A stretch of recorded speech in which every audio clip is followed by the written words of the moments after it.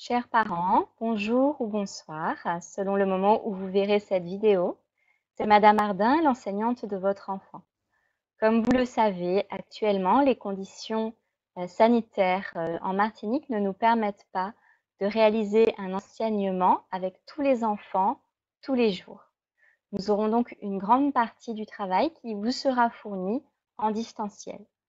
J'ai donné à vos enfants, ou je donnerai si vous regardez cette vidéo avant le premier jour de classe, ce fichier que vous trouverez dans sa chemise à élastique dans son cartable. Sur ce fichier, il y a une reliure, mais qui peut tout à fait être enlevée et remise, même si la remettre est parfois un petit peu difficile.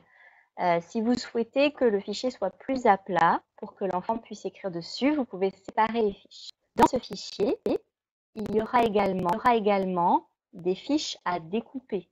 Il faudra enlever. C'est le cas, par exemple, de cette fiche de mathématiques.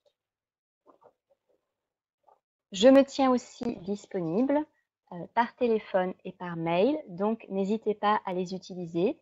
Je vous ai envoyé mon email et mon numéro de téléphone. Je vais maintenant vous donner 4 principes, 4 informations qui me semblent importantes pour bien réussir à travailler à la maison avec son enfant. La première chose, le premier principe, c'est qu'il faut qu'il y ait quelqu'un avec l'enfant. Ça peut être vous, mais selon vos disponibilités, cela peut être un autre membre de la famille qui garde votre enfant. Cela peut être un frère ou une sœur plus âgé, mais il faut qu'il y ait quand même un bon écart d'âge entre les deux enfants. Voilà, mais il faut qu'il y ait une personne.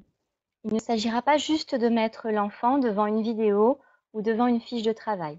L'enfant va avoir besoin qu'on lui dise quoi faire, comment, dans quel ordre.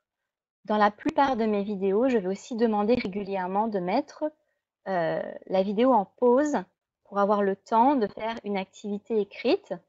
Et donc, il faut qu'il y ait quelqu'un qui gère un petit peu la vidéo, la mise en route, la pause, la remise en route quand l'enfant a terminé ou qu'il a trouvé la réponse.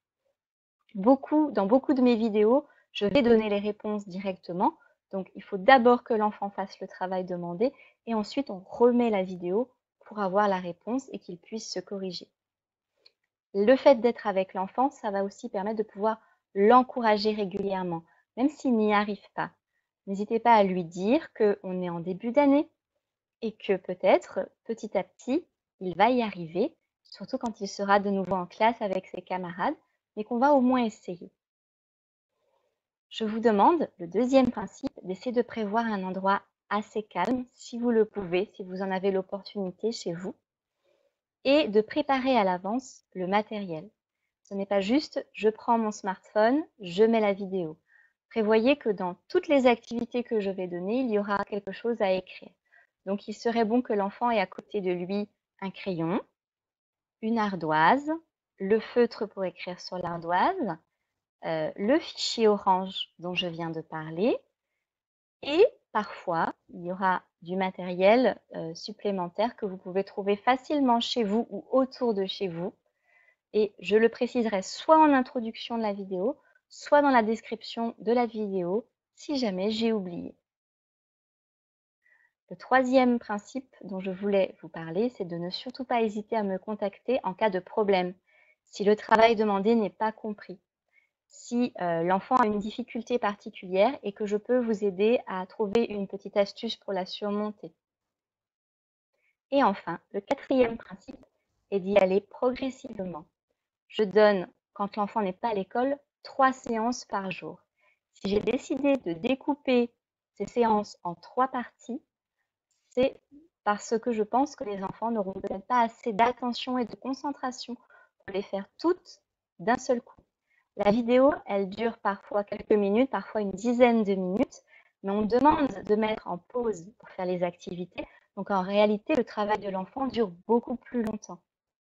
Donc si vous souhaitez réaliser toutes les séances la même journée, car c'est la journée où vous êtes disponible, prévoyez toujours d'avoir une petite pause de 15 à 20 minutes entre chaque séance pour faire comme une petite récréation pour que l'enfant puisse faire une activité de son choix, un jeu, et ensuite reprendre le travail comme s'il avait été à l'école et qu'il avait eu sa récréation entre les deux moments de la matinée, par exemple.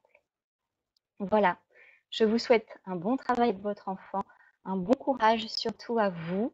Et je vous le répète encore une fois, n'hésitez pas s'il y a un problème ou une incompréhension à me contacter. À bientôt dans la classe, par téléphone ou par mail.